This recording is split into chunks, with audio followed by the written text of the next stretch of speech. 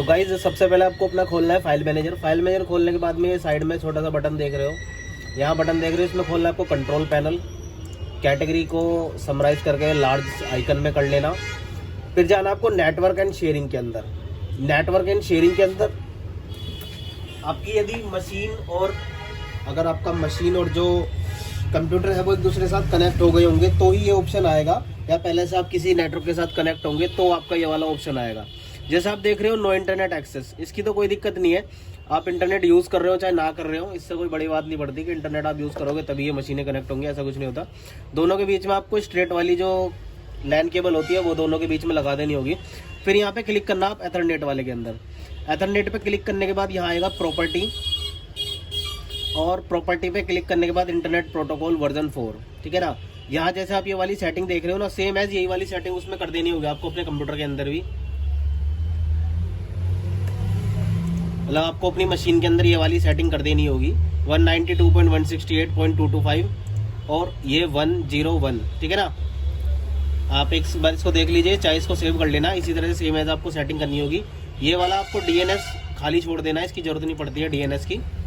Okay करके इसको yes करना है, यस करके छोड़ दे, ओके कर दे और यहाँ से इसको क्लोज कर दे। अब आपका मशीन पे चलते हैं, मशीन पे देखते हैं मशीन की सेटिंग क्या होती है।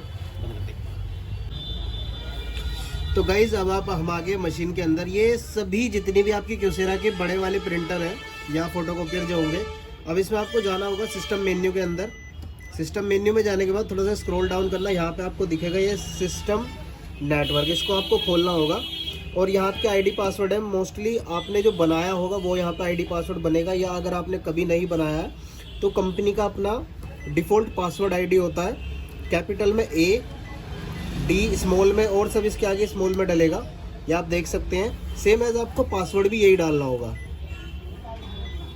कैपिटल A स्मॉल में ADMIN, ओके देन लॉगिन। ये हमारा लॉगिन हो गया। अब यहाँ से नेटवर्क, यहाँ पे हम देख सकते हैं नेटवर्क पे जाएंगे। नेटवर्क पे जाने के बाद वायर्ड नेटवर्क सेटिंग करेंगे। अब TCP IP सेटिंग करेंगे। यहाँ जैसे आप देख रहे हो ना IP वर्जन 000 आ रहा है, अब इसको हम चेंज करेंगे। इनमें से देख लीजिए कोई भी जो ये ऑप्शन है ना, कोई सा भी ऑन ना हो रहा हो, इनको आप ऑफ कर देना।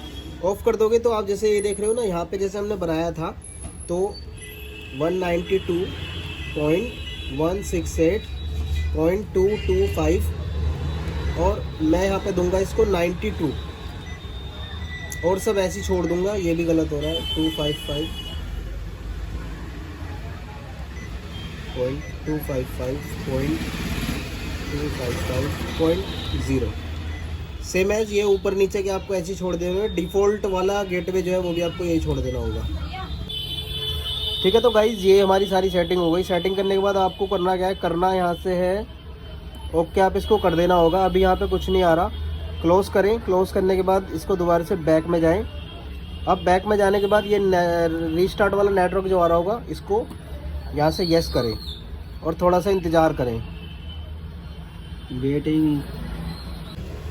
तो गाइस ये देख सकते हैं हमारा कंप्लीटेड अगर आपका हो जाता है तो समझिए कि आपकी जो सेटिंग है वो प्रॉपर तरीके से हो गई है। अदरवाइज़ ये कोई भी आपको नोटिस दे रहा है एरर का तो समझ लेना कि आपकी ये जो सेटिंग है वो प्रॉपर नहीं हो पाई है, ठीक है। अब ये हमारा होने के बाद में अब हमारा ओके यहाँ से कर देना होगा, क्लोज़ करना होगा और इस मशीन को एक बार रीस्टार्ट आप कर लेना, तभी आपकी ये पूरी तरह से जो सेटिंग है वो हो पाएगी। तो आई होप आपको सारी चीज़ समझ में आ गई होंगी। और अगर आप चाहते हैं कि वीडियो बीच में से छोड़ के चले जाएं तो जा सकते हैं, क्योंकि एक सबसे बड़ी सेटिंग अभी भी रह रही है जिसको आप नहीं करोगे तो आपका काम नहीं हो पाएगा।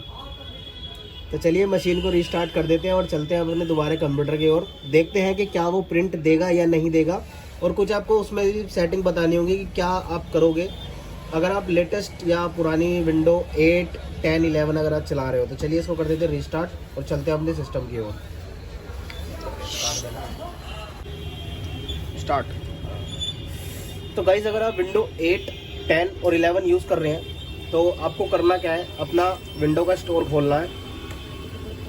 अगर आप 10 या 8 यूज़ कर रहे हैं तो आपको लॉगिन भी करना पड़ेगा। 11 यूज़ कर रहे हो तो आपको लॉगिन की ज़रूरत नहीं पड़ेगी। ये करने के बाद आपको डालना होगा क्यूसेरा। क्यूसेरा देख रहे हो, प्रिंटर स्कैनर आपका आ रहा होगा, आप इससे ईजिली स्कैन कर सकते हो, ठीक है ना। मेरा पहले से इंस्टॉल है तो मेरे पे ओपन का आएगा। और आप इसको इंस्टॉल कर लेना। अब हम चेक करेंगे कि क्या हमारी मशीन कनेक्ट हो गई है या नहीं हुई है। देखो बेसिकली पहले क्या होता था, जो मशीनें आती थी उनके लिए क्यूसेरा का क्लाइंट टूल आता था, लेकिन अभी फ़िलहाल में अगर आज जो लेटेस्ट वाले सिस्टम चालू हुआ है तो उसमें ये प्रिंटर सेंटर इन्होंने जो स्टार्ट कर दिया है। अब इसमें यहाँ डिवाइस में हम जाएंगे, डिवाइस में जाने के बाद ये इसको फ़िलहाल चेक करेगा।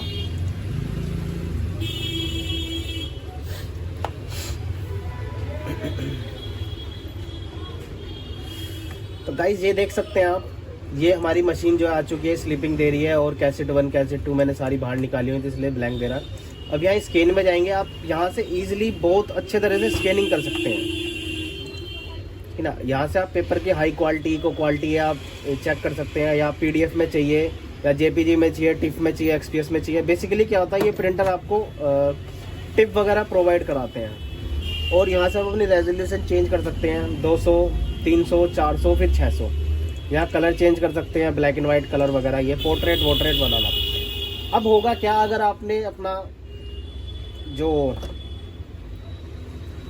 USB वाले केबल से अभी तक चला रहे थे आप अपने कोई से भी, मतलब जो बड़े वाले 3011 वगैरह प्रिंटर थे, तो वो आपका पहले वाले प्रिंटर पे कमांड नहीं देगा, ठीक है ना। पहले वाले जो आपके पास प्रिंटर होंगे ना, जो मशीन में स्टोर होंगे, वो कमांड आपका देगा नहीं। उसके लिए आपको दोबारा से इंस्टॉल करने होंगे ड्राइवर। उसके लिए आपको डालना होगा क्यूसेरा इंडिया। अगर आप इंडिया के बंदे हैं तो इंडिया डालिए, और बाहर के हैं तो बाहर का डालिए। और यहाँ जाइए डाउनलोड सेंटर में सबसे नीचे, और यहाँ अपनी मशीन का मॉडल नंबर डालिए। अगर आप 3011 3212, देखो 3212 आप यूज़ कर रहे हो तो सीधा आ जाएगा। अगर आप 3011 यूज़ कर रहे होंगे ना तो 3011 नहीं आएगा आपका, इसकी जगह आपको डालना होगा 3010। 3010 आप डालोगे, टास्क अल्फा पे क्लिक करना, और यहाँ पे क्लिक कर देना ड्राइवर पे। ड्राइवर पे आ जाएगा ये वाला, आपको ड्राइवर आप डाउनलोड कर लेना। करने के बाद में इसको आप नॉर्मल इंस्टॉल करोगे इस तरह से। आप वीडियोस में जैसे मतलब अब ये मैंने एक्सट्रैक्ट किया हुआ है, इसको मैं खोलता हूँ और यहाँ से सेटअप पे जाता हूँ। सेटअप पे जाने के बाद यस करता हूँ।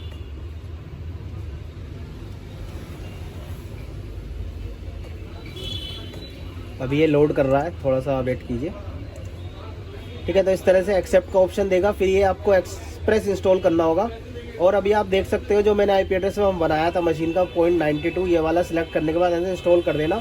आपका जो प्रिंटर है वो एकदम वर्किंग तरीके से काम करने लगेगा। तो आई होप आपको सारी चीज़ समझ में आ गई होगी। कुछ नहीं आती है तो कमेंट कर सकते हैं, और आप हमसे जुड़े रहिए और चैनल को सब्सक्राइब कर लीजिए। इसी तरह से वीडियो आपको आगे भी मिलती रहेंगी। तो thanks for watching this video and love you all friends. और फैला दो अपने सारे दोस्तों में, ताकि उन तक भी अगर कोई प्रिंटर में दिक्कत आ रही है तो उनको भी हेल्प मिल सके।